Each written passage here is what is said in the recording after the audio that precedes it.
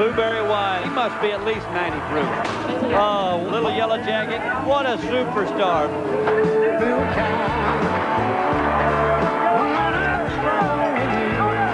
Oh, kicked him right in the head.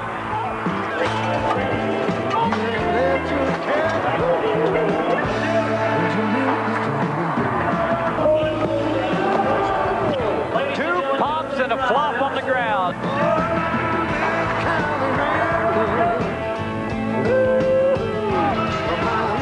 That is Little Yellow Jacket, the #1 bull in the world.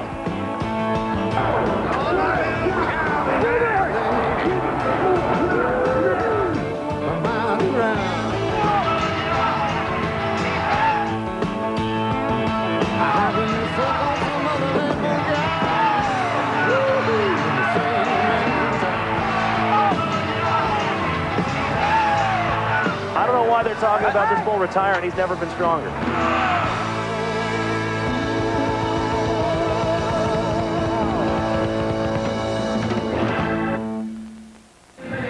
There is the legendary Blueberry Wine backstage in the chutes. We will see him in just a few moments in our championship round.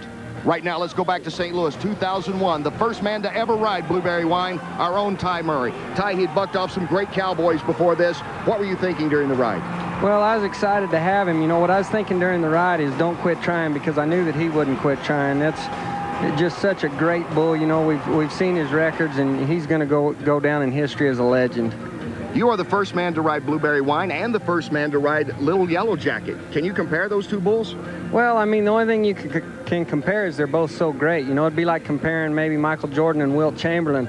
They're both phenomenal athletes, but for different reasons. And you know, I was just tickled to have the opportunity to get on both those bulls, and I'll remember both those rides as long as I live.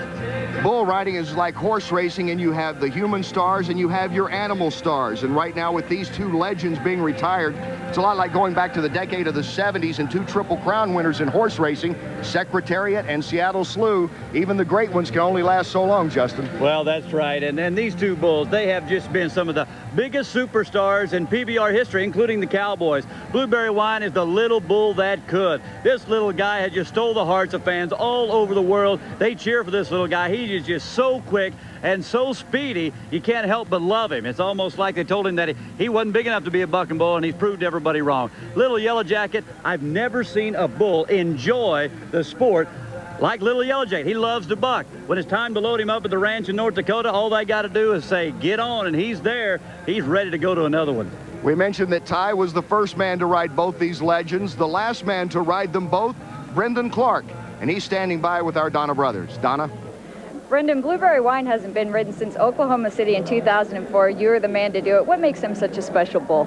Well, a bull like Blueberry Wine, you know, his heart's what really makes him. You know, he's a little tiny bull, and by rights, the way that he bucks, everyone should ride him. But he's just that good and that, you know, that strong inside that no matter if you ride him for 5 seconds, he's just going to keep trying to buck you off. And that's why he's exceptional, because, you know, they don't come around like that every day. And especially in the PBR, they only last, you know, a certain amount of time, and he's lasted a long time. And what about Little Yellow Jacket? Last time he was ridden was with you in St. Louis this year. Yeah, well, Little Yellow Jacket, you watch that bull get rode. I mean, after I rode him, they haven't rode him again. You know, he'll step it up a gear, you know, as soon as he gets ridden, and that's why he's a 3-time bull of the year. And you know, Little Yellow Jacket just speaks for himself. Yeah, well, it'll be interesting to watch Blueberry Wine tonight, and I can't wait to see both those bulls buck at the finals, Kenny.